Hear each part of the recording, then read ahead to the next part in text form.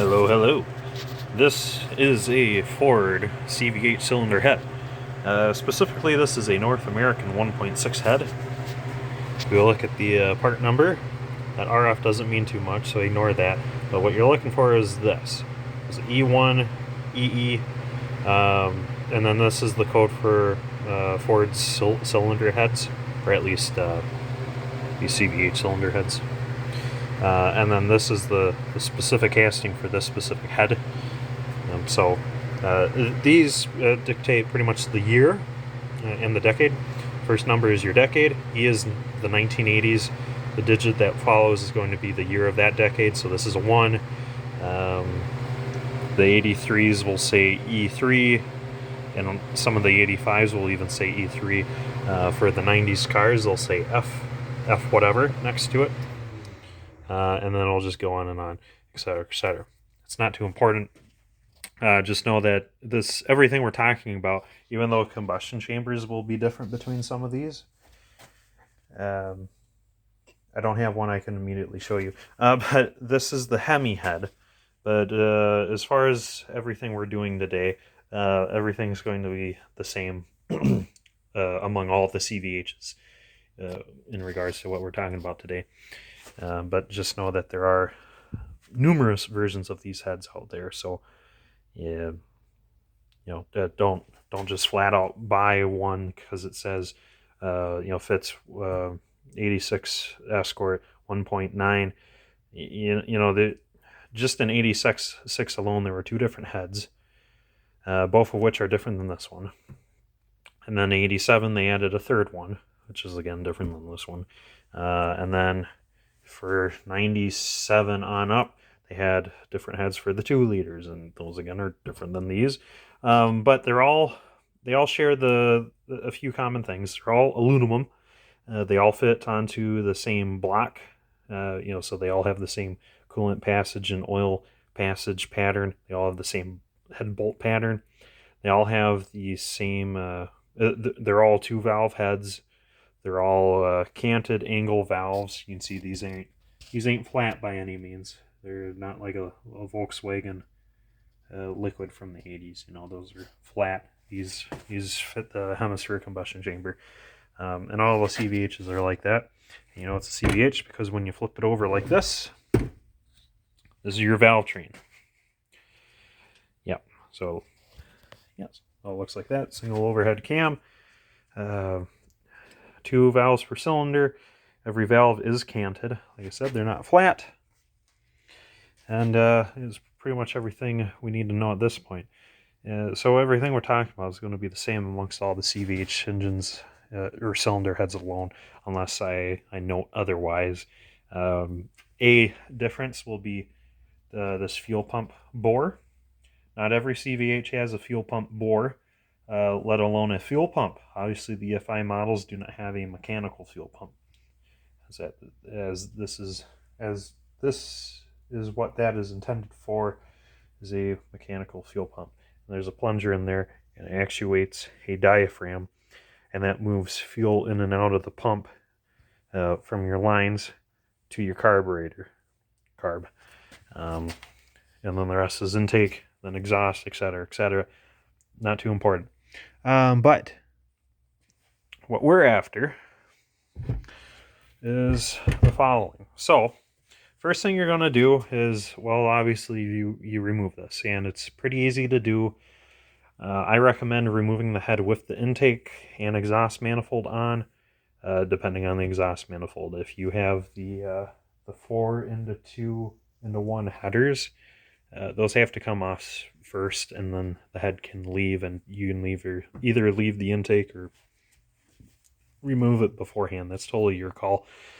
But in car, I leave the intake manifold on and the exhaust manifold if I can, because it allows me to run a strap underneath the intake manifold, go around the top of the valve cover, come back down underneath the exhaust manifold, and then go back over the top of the valve cover, and then I hook off the 2 loops that I've created. And then it comes straight out of the car with a cherry picker. I don't need to hurt myself or risk dropping a fully loaded cylinder head on the radiator support, the grill, the nose cone, the the fenders, etc., etc. So you can avoid some damage that way. Otherwise, all you need to do to remove this is just remove the 10 head bolts. And they're in every single one of these round castings except for these guys. These are oil drain backs. So you won't find anything there. But otherwise, it is just the 10 bolts. This one is larger for oil feed. But otherwise, they're all mostly the same. Once you have it out, that's when you'll want to inspect a few things. Being these are aluminum heads, they are prone to warping. As you can see, the head gasket did fail at some point, and some of you are asking, well, how can you tell? A very, very easy way to tell. See how these combustion chambers are black? That's because this engine was either running very rich or burning some oil. My guess it was doing both.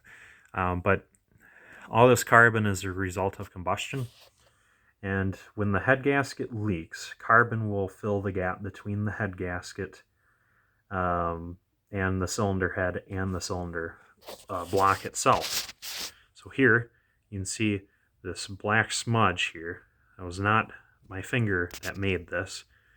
It was there because the head gasket had failed in this area. So the exhaust was blowing into this coolant passageway, and that's why it's stained with carbon. We look up a little bit, you can see that the carbon was actually, exhaust was actually going between these two cylinders a little bit here, as they're both black in the center. Over here, it was the same thing. It was wiped off some when I removed it. Over here, same thing, a little bit worse. But you can see how this one's a lot of carbon. It's about 1.25 inches long, versus some of these, they had much smaller failures. Actually, this one's about the same, but this guy had a lot less failure. It was 1.25 inches long, but it wasn't all only between two cylinders. It was mostly into this water jacket here. But over here you can see on the left, it broke through, made its way into the water jacket. It happens. So anytime you see anything like that on these heads, assume that they are warped. Another dead giveaway that the head is warped is when it's running and it's dumping oil out from underneath your intake manifold, because this is the pressurized oil feed. And these heads, they typically warp right here in the center, because that's where the most heat is. Because there's 2 cylinders here, 2 cylinders here. This is the middle 4 cylinders, so this is exceptionally hot compared to here and here. And it's a whole lot hotter than what's on the outer 2 ends. So this absorbs the most heat. And in the heat cycles, this is the most prone to warping. And with the oil feed being right here, when this head warps, you won't be able to see it on camera, but I can show you. The head will warp like this. The mating surface will be frowny face instead of perfectly flat. It'll be frowny face. When that happens, this lifts up from the head gasket just enough to spit oil out. And then sometimes these drains, they're not pressurized, but the drains will actually weep oil out of the head gasket too. We'll walk on over to the head gasket, and you can see what I'm talking about, and this reconfirms what I had mentioned already. Again, you can see the carbon build up here from the leaking exhaust between these 2 cylinders, and it was trying to get into this water jacket. Again, here between these 2 cylinders, trying to get into the water jacket, and then between these 2 cylinders, and it successfully made it into the water jacket here, possibly here. And of course, that's only half the tail. The other tail is on the back. See, on the back side, things are even worse. Head gasket failure between these 2 cylinders again. Definitely made its way into this coolant passage. Same thing here, definitely made it into that coolant passage, as evident here. Same thing here, this one made it into this coolant passage. But possibly not as bad as you would have thought with it flipped around. So once you figured out that, yes, assume you'll have to level your cylinder head. We'll go over checking that in a little bit. It's nothing too complicated, but you're welcome to check it at home if you have a few decent things. Otherwise, before you set your cylinder head down anywhere, you need to make sure you remove dowel pins. So every CVH cylinder head will have 2 of these guys. And we'll walk over to the head gasket so you can actually see exactly where they go. So on the back side of the engine, they go around the main oil feed, because this hole right here is your oil feed, and then it goes to the bore in the head. That's why there's 2 drilled holes, and that's why this head gasket has a egg-shaped opening. So oil comes through here, goes through this passageway in the head where the head bolt is, and then works its way into the entire valve train. But these guys, you will find one here. Okay, take note. Whoop. Put that back. Sorry. And then you'll find the other one there. A lot of times, people misplace these, people damage these, and then they reassemble the engine without one or without both. And the problem is should you reassemble this without both, your head gasket, won't be guaranteed to sit perfect, between the cylinder and the head. That was actually an issue with this one, I believe. You can tell because the carbon that accumulated from combustion is thinner on this side of the top of the cylinder, but thicker over here. Because someone, like I said, they only had 1 pin. They had it here. So while they were assembling this, this got a little off center, and it goofed up the combustion chamber some. But a more critical thing is it can goof up the seals. You can see on this Felpro, it's got a orange lines where some of the seals are. And if this guy is off enough, it won't seal worth a darn to the block, or at least not for very long. But then the other issue is you start moving your combustion a lot closer to the water jackets. And that was a problem here. So, over here, it's quite a bit of distance. Over here, less. But someone had dropped the other pin. I found the other pin sitting inside the oil pan. So what had happened is someone had dropped this into the block. And you're probably asking, well, how do you do that? Well, it's easy enough. These 3 holes are the oil return lines. If you drop this down in there, so you can see it fits quite loose because it don't belong there. It belongs here and here. But if you drop it down any one of these, it'll fall straight through down into the oil pan. You don't believe me? Check this out. Watch my foot. And that's right. So that's what had happened. Someone did a top end rebuild of this in car, and they put one of these in the wrong hole and whoo, all the way down. And these are right. They bottom out, and then you got perfect alignment. But usually they'll always either stick into the block or stick into the head when you yank the head. And the easiest way to extract them, because if someone put them on the head instead of the block during assembly, they can be as far in as this, but on the block you can see it was sticking out like yay far. So a great way to extract them is, well, first grab with your fingers, try to pinch that gap closed, and then twist on out. Sometimes they won't all come out that easy. Some are a little snug or a lot of snug. And grab some pliers, squeeze gently, twist, pull it out. Sometimes that don't work. Sometimes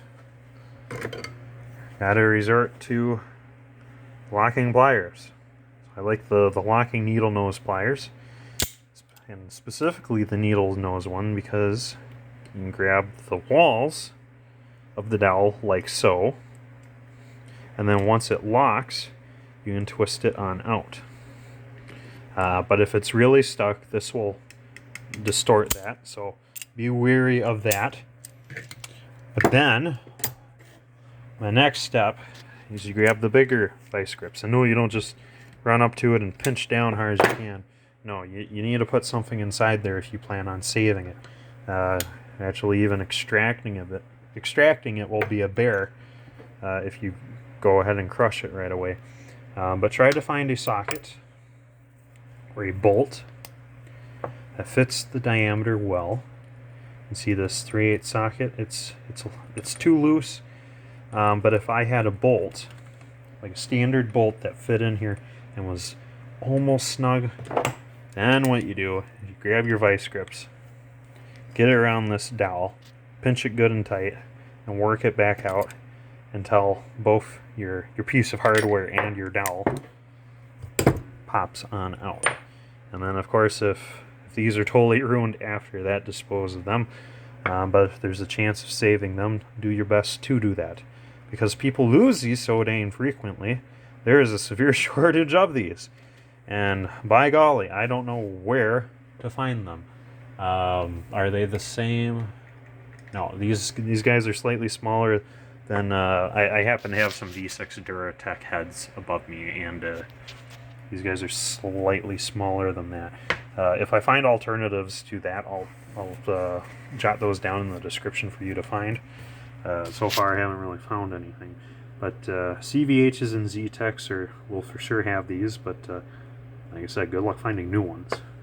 Pretty much all you can ever find for these are used ones. So then once you go to the junkyard, pull off the head just to grab 2 of these. You've not only ruined the bottom end for somebody, but now you've separated the top end from the bottom end, and now you're ruining both halves of a perfectly good engine just so you can have a $2 thingy that you were foolish enough to lose. But it's wrong of me to assume that you've lost it. Plenty of people lose those. I haven't yet, but like I said, you could pull one apart like I did and it might not be there. But anyhow, how do you check the cylinder head? Well, I'm glad you asked. I'll be right back, actually. Okay, so if you want, you can actually, like I said, you can actually test for flatness of your cylinder head deck mating surface, and you can actually do the same with the block. It's the same process, but like the aluminum head is going to be more prone to warping than the block. But if you want both refaced, you're definitely welcome to it. Just know that every time you reface these, that's slightly less you can reface it in the future. Question is how far can I reface it? Well, theoretically, when your mating surface becomes flush with these recesses on the head, there's one here, there's one here, and then there's these 2 half-moon reference points on the other end of the engine, or on the other end of the cylinder head. Once those become flat, that as far as your engine, or that's as far as your head can be skimmed according to Ford. You can probably go further, but there are consequences to that. But if you're going further than that, you have enough compression to have a race engine, so I presume you're already racing. You know what you're dealing with at that point. For the average street user, you want to avoid that. Yes, because these will all eventually warp, and the problem is there's not enough of these to go around to just willy-nilly replace every warped head with a fresh one. So that's why we're doing this video, because we're getting to the point where you can't buy these new old stock or remanufactured anymore. We're getting to the point where every single one of these we see is the exact ones that we already have, meaning all that exists is what's out there. No one's reproducing these or anything, so what's out there is out there. There's no more getting these, so that's why we rebuild. Anyhow, how you check for flat is pretty simple. You know, some will comment and say, "Oh, you're actually..." Well, okay. I know what I'm doing here. So, there's two ways to go about this. One way, I have a nice flat, absolutely perfectly flat granite stone. This is not big enough for this cylinder head. I do have a bigger one that I use for car heads outside. I work a power sports shop. This guy is just big enough for the majority of cylinder heads that I do here in the shop. Yes, motorcycles. So this does pretty much any 2-cylinder heads and smaller, you know, quite well for me. But so I have my bigger one outside, but this one's good enough for demonstrational purposes. So once you have this entire mating surface clean on the bottom of your head, you lay your head down on this again, assuming this is perfectly clean, and then you grab out your feeler gauge. You find the one that says 0.004.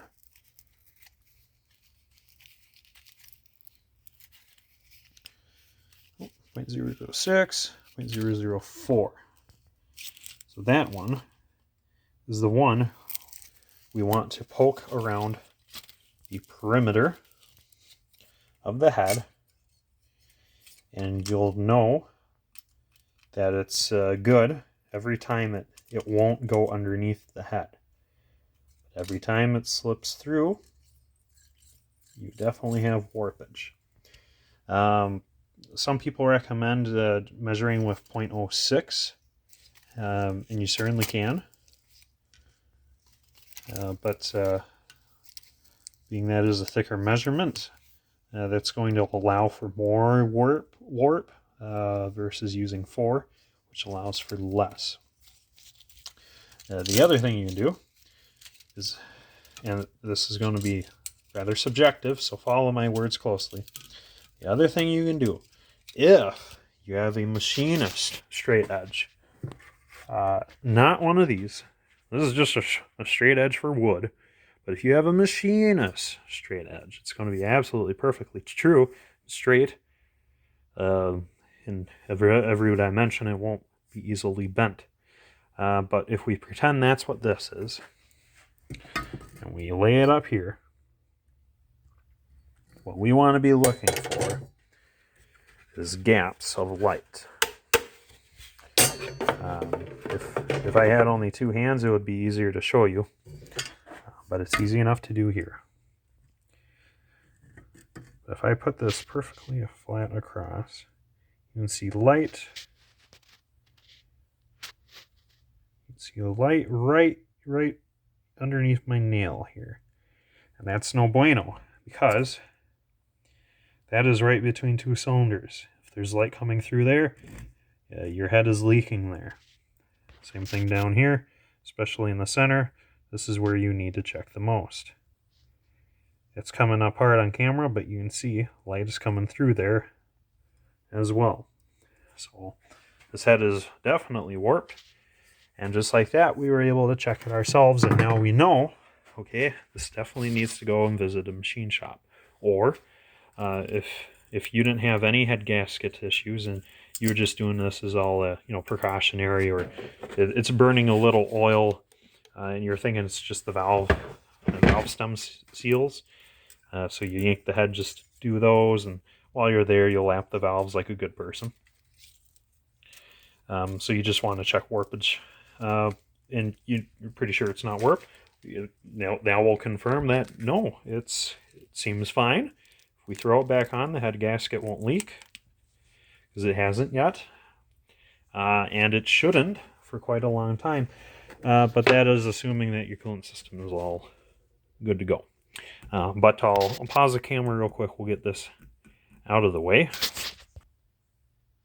And with that block all out of the way, now we move on to the next couple steps. So after that, the next thing we'll want to do is remove this. And we're only doing this because the camshaft is still in the head. When the camshaft is secured in the head, and by secured I mean it's still got its cam retainer, That's what these two bolts are for. They hold a retainer that keeps the camshaft within the head, but we'll get to that. But while this is in here, it's a lot easier to get this key out of the camshaft. Because if you're changing out camshafts, if you have a 1.6, I recommend changing out the cam every time you have the head off. The cams in these guys are only good for 100,000 miles at the most. If your engine starts getting around 50,000 miles, definitely a good idea to pop that camshaft out and inspect it. But that's part of this video. So if you get that key out, set it in a safe place. See, I have two over here. So we set it in a safe place. Actually, we'll put it with our head dowel because we know that's not going anywhere. This is not relevant right now. Yes, and now we can carry on. So we can set the head down flat now, because this is what we're going to be working with here. Everything we're doing is here on the top for the most part. But up top here, what do we need to start disassembling this conglomerate of valve springs, lifters, camshaft, and rockers? Actually, these aren't too complicated. Anyone who's seen a lot of engines knows that this isn't very complicated at all. There are many very complicated top ends out there, like this guy, hydraulic lifters, 4 valves per cylinder. But there are less complicated cylinder heads out here, like a 3-cylinder liquid cooled 2-stroke. The only way that could be simpler is if it was air cooled. Anyhow, what we need to disassemble this valve train is the following. We will need a rubber mallet or a dead blow of some sort. We will need a few sockets at our disposal. We need a 13. We need an 8. Woo! And we need a 10. And depending on what head you have, you won't necessarily need the 13 or the 10, but you will for sure need one or the other. And you're probably asking why. The difference is the rockers, or the rocker pivots.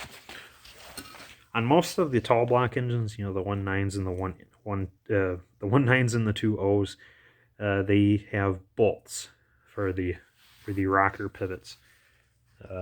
Bolts. You can see it's a 10mm head. All the 1.6s, they use a stud, and they have a 13mm bolt on the top of them. So that's the difference, bolt versus nut. And that's the only reason why you need those 2 different size sockets, because you never know what you have until you pop the valve cover out. But you for sure need an 8. And the only thing you need the 8 for is the camshaft retainer. So this guy is the camshaft retainer. It looks like so. And it just goes in a slot in the camshaft. It keeps the camshaft from running in and out. But before we can safely remove this, you're welcome to bust these bolts free. You can put a wrench on it. Get both these guys loose.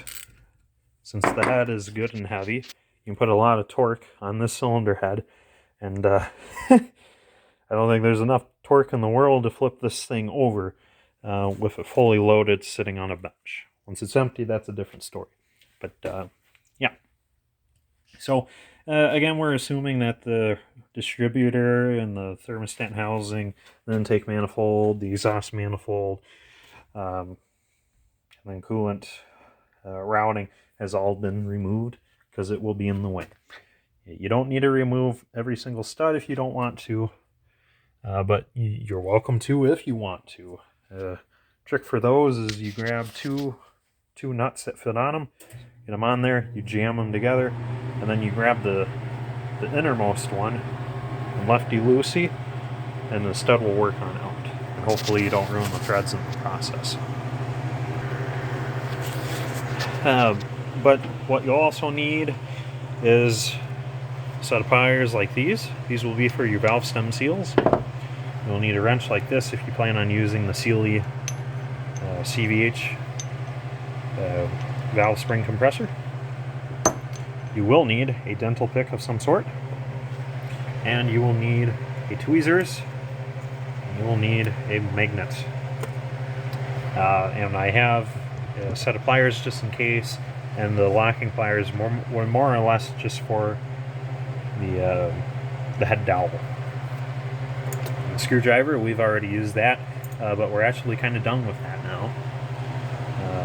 But if you don't have the Sealy CVH valve spring compressor, don't fret. You can use a more conventional one. Just know that these are really tricky to use because of how wide the cylinder head is from here to here, and even on the outside. It has to be able to have really good reach, a vertical reach. It also needs to have pretty deep horizontal reach. So you can definitely use these, and there's a few styles that do work, but a lot of them are a royal chore. If you have any of the ones that don't use extensions here, and they just have a set of forks here on the end, those will just avoid those. those will be pain and agony for you. So just stick to these, or get yourself the Sealy tool. I'll have the part number and some links in the description. These guys are like $30-ish from Britain. Sadly, they do take about 2 weeks to get to America, so order that well before you want to do your top end thing, your top end rebuild. It's just wise to have these on hand, ready to go before you need them. Otherwise, we can get right down into business. We'll change out our bits. We'll grab our 13 because this one has rocker studs, not rocker bolts. So we won't be using the 10 on this head. We'll set that off to the side. We got our 13 on here. We'll put our wrench on here. And these will be on a little snug. They are torqued to, depending on the engine, Ford wants them torqued to something like 18 foot-pounds, something like that. For each engine, I'll try to put the specs in the description because you'll need to know for reassembly. Once it starts coming out, it goes out easy. The bolts seem to be easier to remove than these nuts, and the reason why is because these nuts are mechanical locking nuts. I'll clean that off so you can see it. But these nuts, you can see they've been pinched in 3 directions, and as a result they are marked on the top 3 times, once there, once here, and again on this corner. But because they've been pinched, you can see that the threads are kind of oblonged instead of perfectly round. So as it goes on to this rocker stud, it grips very good. It makes it very hard to remove. But once that's off, we can remove our rocker arm, and our pivot or trunnion will be within it. And we can just leave that there. Next, we need to make sure that we get this guy. These little steel spacers are kind of critical. They go underneath the rocker pivot or trunnion, whatever you'd like to call it.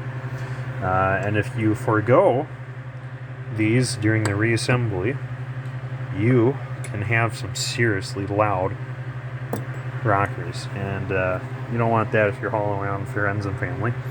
Once the rocker is removed, gently remove your lifters. Now, these are flat tappet lifters. If you have the roller lifters, you will have the following hardware to deal with. So you'll have this and this. Oops, I have this on backwards. The roller lifter hardware only goes on one way. So putting it on one way will prohibit its assembly. Sadly, I don't have a cam in this, but let's assume these roller rockers are in here. You can see the two sides are flat instead of it being perfectly round like the flat tappets. So that means that when the roller lifters are installed, they sit inside these retainers, and there's retainers keep it from spinning, because if the roller lifter spins, it'll be bad news for your camshaft. It'll just eat itself up terribly quick. But these are the retainers. So once you have the rocker and pivot out, you remove this clip for this retainer, and then you remove the oval retainer. And these are directional. You can see there's a tab on one side, and then there's a stud over here to prevent you from putting it on backwards. It will not allow it. So that can only go on the correct way by design. And this little clip, it's the same exact way. You can see a stud there and the tang here. When you try to assemble it the wrong way, it prohibits you from doing so. You have it the right way. And those tabs help this whole assembly just stay aligned on top of the cylinder head. So that's that. Otherwise, these will all be the same from here on out. So once we got that lifter out, you can take a peeky down at the camshaft itself. And it is indeed still there. But now we are able to remove our first valve. So what we need to do, we'll grab our Sealy tool. Now, because these are made in Europe, where they only have 1/6s, they only come with this black nut, giant nut, and this silver fixture. So I'll unthread this real quick, and then I'll show you the difference. So when you order up the Sealy CVH valve spring compressor, this is all you get. You get the silver fixture, and you get this anodized black steel nut. And this is all you need for the 1/6 heads. And because that's primarily all they have in Europe, they have 1.8s, but they're crazy rare. Because, so most of what they have are 1.6s. They also have 1.3s and 1.4s and 1.1s, but all of those are the same exact, rocker stud. So that's why the Sealy tool is only this nut. But for the North American 1.9s that use a rocker bolt, what I do is I run a bolt through the center of this nut, and I turn this center one in until it's got a lot of thread contact within the head. And once I have this down pretty far, I can now grab this with a wrench, like so, and I can start to turn this nut in, and it'll start compressing the spring down. But on the 1/6, don't need this, so we're just going to set it off to the side. Only really need that for 1.9s, and you can use any. I believe it's an M10 bolt. I'll put the specs for it in the description, but yeah, it just has to be over 3 inches. It can be 8 inches long if you want. It just really can't be any smaller than this. Maybe this is 2 3/4. But you really don't want to be any smaller than 3 inches because of how you have to crank this down versus wind it back out. Depending where the head is on that thing, you'll only be able to get this nut so far out and so far in. But for the 1/6, we don't need any of that, so we'll just tighten this down. It's important to note that the Sealy tool has to be installed once the lifter is removed. If you plan on keeping the lifter in there, you can do some camshaft and lifter damage. You're also going to might make things harder for you. But now that we've compressed it some, we haven't compressed it all the way, but now that we've compressed it some, what I'm going to do is I'm going to strike the Sealy tool itself, not the valve, the Sealy tool itself. We'll We'll get this wrench off so it doesn't fly off. But we'll strike the Sealy tool. And you can see when I did that, it made the valve pop up. And the reason is because the valve, I have it up against our bench. But over time, the valve sticks to the two little collets. I'll yank those out in a little bit so you can see them. But those two collets also stick to this top retainer. So every time you assemble these, you have to whack the stem of the valve a couple times to make sure that they actually all seat together the way they will for the next many miles and years to come. But during disassembly, you either have to tap the bottom, the valve head itself, tap the head of that so it can lift up and away, or you can do what I did, just tap the Sealy tool. If you're using this style spring compressor, once you have one of these two ends over the valve, simply strike this with your mallet and it should break free like it did for me. Once it breaks free, now it'll be easier to turn this. And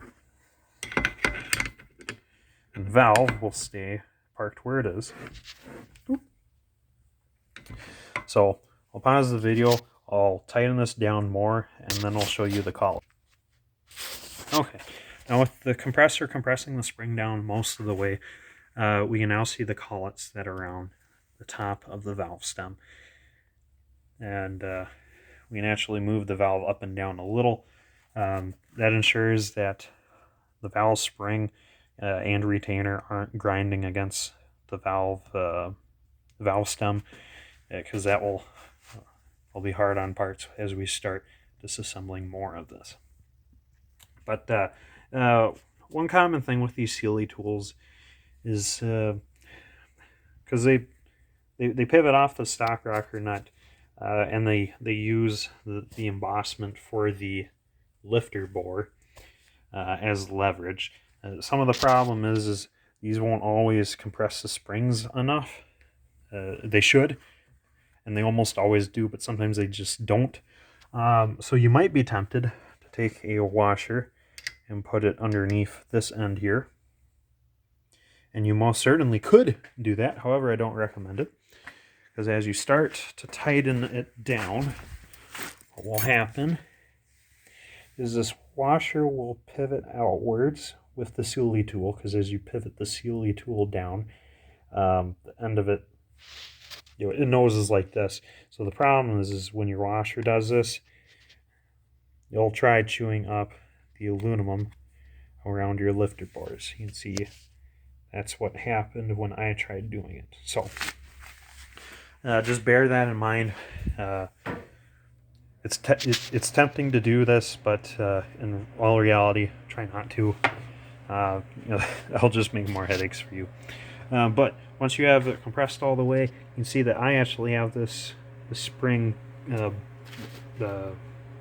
at full bind, just to get the two collets out, because they are rather tall.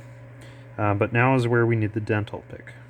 First, we'll want to spin these around, make sure that they move freely without the valve stem, because they will, like I said, they do stick together, and that's why you have to whack it with a hammer. But because they stick so good in there, you want to free them up before you start prying them out, because when you pry them out, that's when you're more liable to lose them. But I was able to gently peel each one away from the valve stem.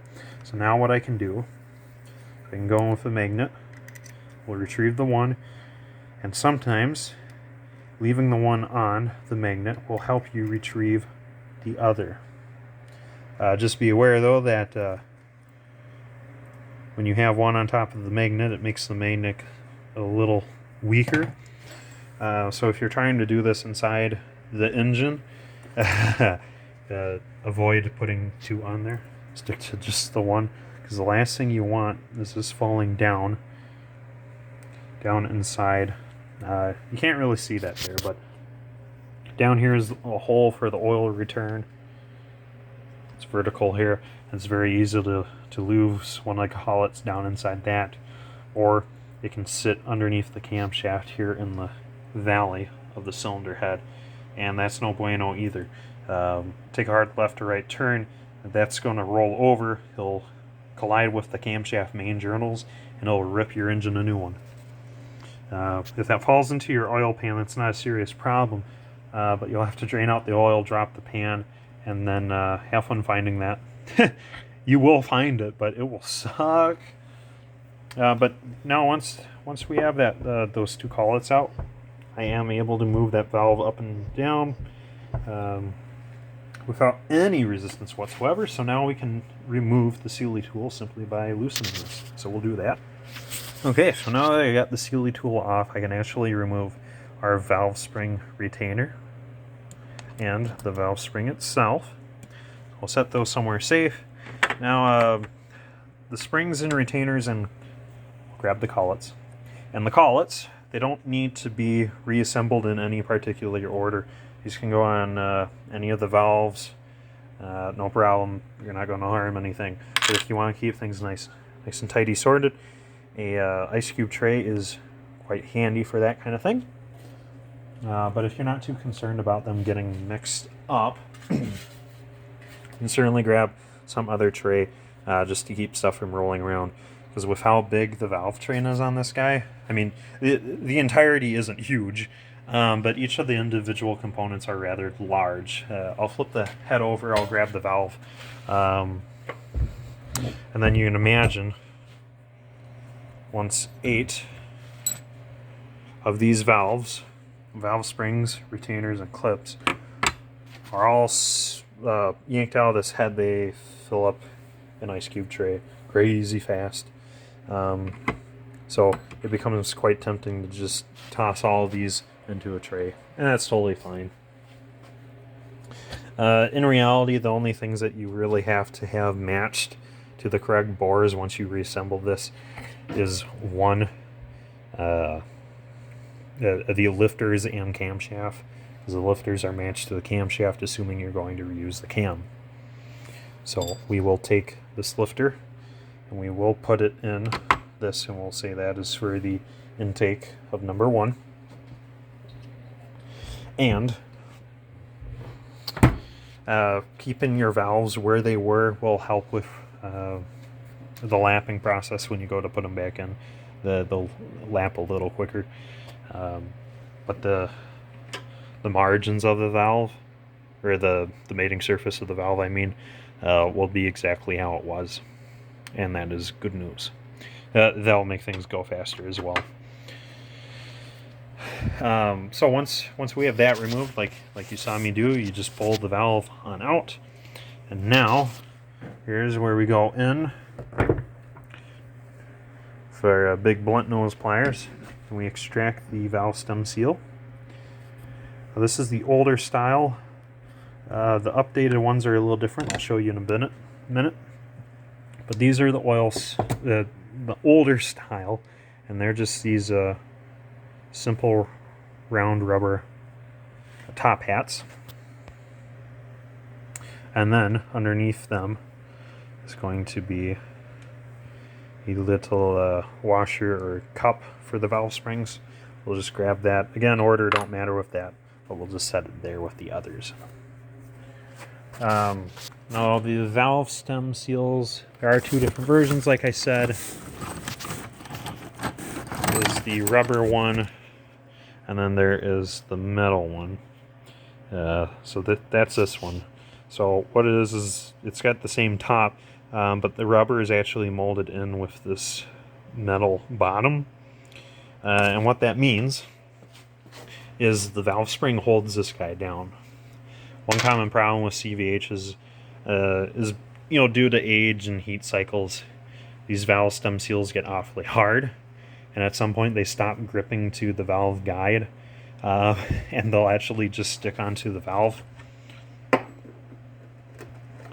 So once they let go from the valve guide, they'll pick a spot on the valve and they'll travel up and down with the valve. as opposed to actually going down, up and down as part of the head, sealing the oil. So that's where you can have some real nasty oil consumption. And I actually see this on almost every older CVH head I yank out. These hardened ones, they do stick onto the upper part of the valve stem, and they just go up and down for a ride. And they leak like mad. So even if you have to buy these metal ones separate from your engine rebuild kit, they're definitely worth the cost. And they're still very affordable. They're I think they're like at the most $1 each. You know, times 8 of them, that's $8. I mean, why not? Yeah, but even if they're $2-3, you know, times 8, it's easy insurance to know that your engine's not going to burn oil from the valve train for a while, assuming that all your guides are good.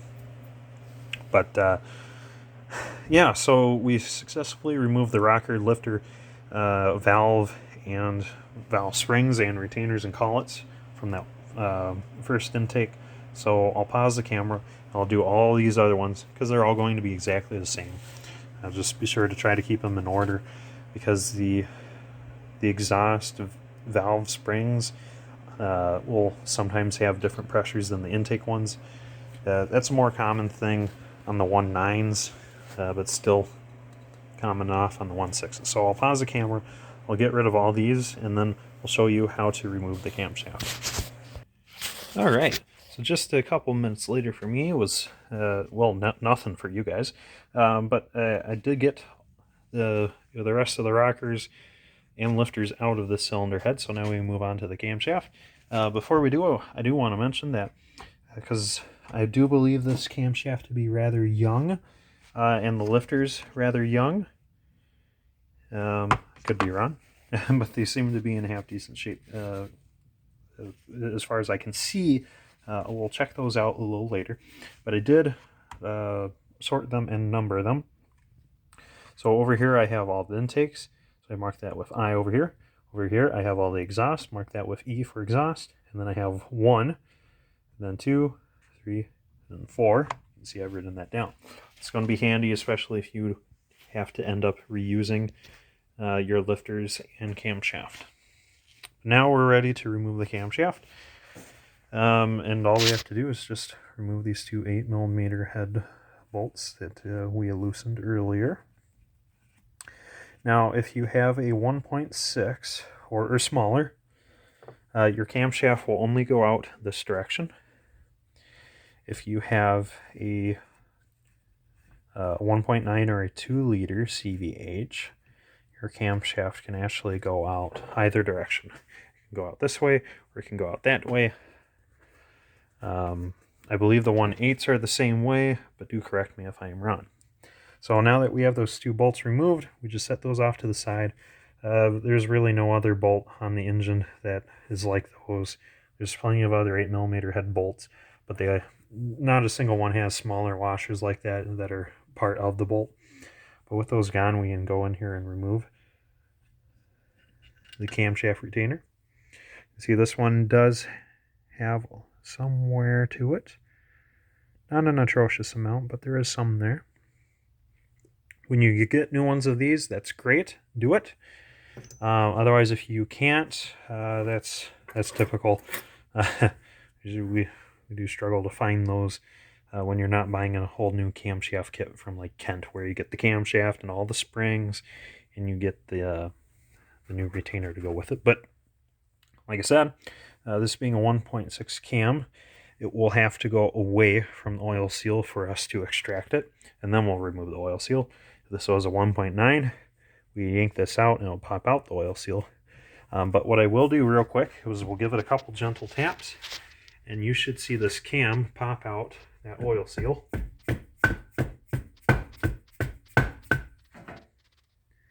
Oh, maybe not. Sometimes I can. And you probably can't tell, but I'm not really reefing on this thing. I'm just giving it real gentle taps, because the last thing I want to do is scar the bearing journal surfaces. So we'll continue pushing that out. We'll support this the best we can, just to try not to snag any of the lobes or journals on the journals. If you can use 2 hands, that's better, especially with the 1.9s, because on the 1.9s, the journal size is exactly the same all the way across. But on the 1.6 cams, they are tapered. So the journal on this end is bigger than the one over here, and that's why they can only come out the one direction. With that out of there, now we are able to inspect each of our lifter bores and the camshaft main journals. And I'm not going to lie, they will be a bear to examine. I will actually struggle to show you parts of them, but you'll be able to tell in yours if there is a flaw. Because this one here, see, this first one is actually flawless.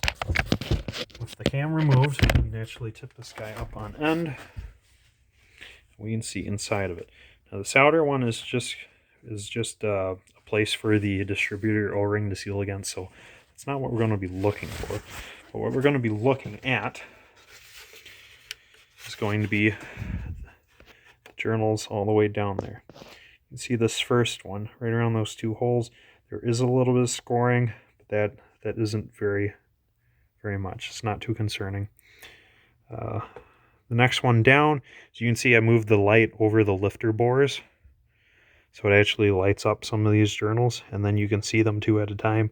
Seeing the middle one is a bear, but you see this outer one. This outer one does have some scoring.